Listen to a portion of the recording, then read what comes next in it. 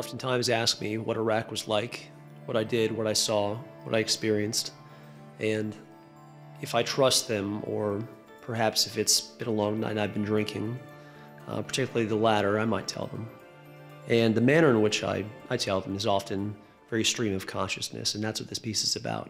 It's called A Ramble. In my flak jacket, I kept the picture of a girl. It was black and white, like one of those old, faded photographs that might have been found in the pack or pocket of a Marine on Iwo Jima. On my right wrist, I wore a nylon band from some earlier could-have-been romance, a failed misadventure of the heart that served as both caution and reminder. I kept both of these items because they reminded me of earlier times, because their very history and import served as an escape from Iraq. Yet these talismans evoked more than memories of love unrequited and promises come to nothing. They spoke of home, in all of its passions and regrets, lessons and follies. Home. The notion grew more foreign with every patrol, and I never thought that I would ever see it again. In the rare instance of a phone conversation or when I penned letters to friends and family, I always admitted my true feelings on the issue. "You're going to die here," an inner voice insidiously augured. "You're not going home." Doubts assailed me like knives in the dark, unexpected, sinking deep. They spilled pessimism like blood and disabused hope, like an axe divorces a head from a neck. And so I embraced fatalism and abandoned my plans for a future. To take leave of optimism was to steady oneself before the enormity of the grave, to depart from petty preoccupations and so-called priorities and acknowledge on the most basic animal level that we are all dust, destined to be scattered upon the detritus of billions of years of lifelong dead. Would it not be better, then, that we die well, that we depart from this world not upon a heap of money or in the throes of rapture, but upon some foreign battlefield? Dulce et decorum est pro patria mori. Well, that's what the stories say. Reality's testimony is considerably different from that found in verse. Beset by danger and bereft of a belief in a peaceful end, I gave up. Not in the mission at hand, but in my faith in a tomorrow. Fuck life, my inner counsel venomously declared. Fuck worrying about your finances, your dreams, and all those times that you were stood up. None of it means shit. Give up. Throw in the towel. Do your duty and do so disengaged from the worries of life whose expiration date looms larger by the minute. No one ever has the courage to offer that advice. We can pretend that academia educates us to the cold, hard reality of the human predisposition to violence, but you truly need to see it up close to really know what it's all about. No film or book does the moment justice. Beholding them in all their statuesque placidity or paroxysms of pain, the dead and the dying often appear surprised or confused at their untimely ends. Close up, the spectacle approaches the surreal. Waxen skin, strained features, the awkward repose of rigor mortis, glassy eyes, all the signposts of a life brought to an abrupt end. In Iraq, most of our firefights were far ambushes, meaning that the enemy often initiated them at mid or long range. And yet my final gunfight was up close, more personal, damn near spitting distance.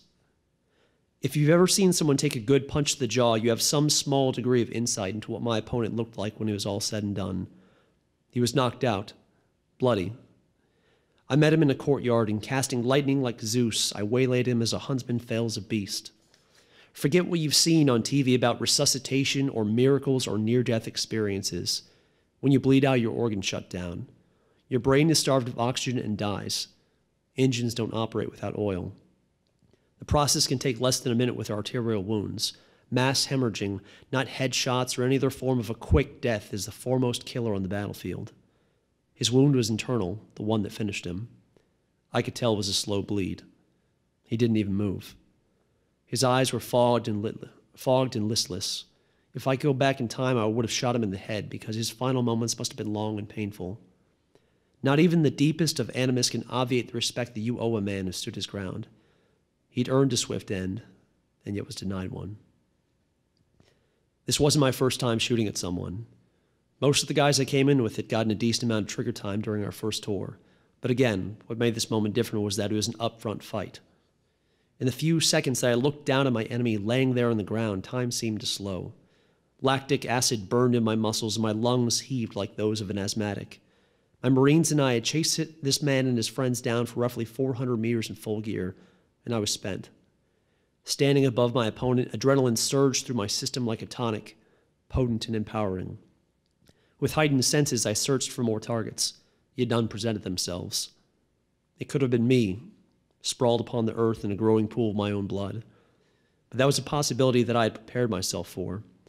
To deploy and fight, I purposefully disconnected my brain from the ties that bound it to the liabilities and baggage of nuanced human emotion.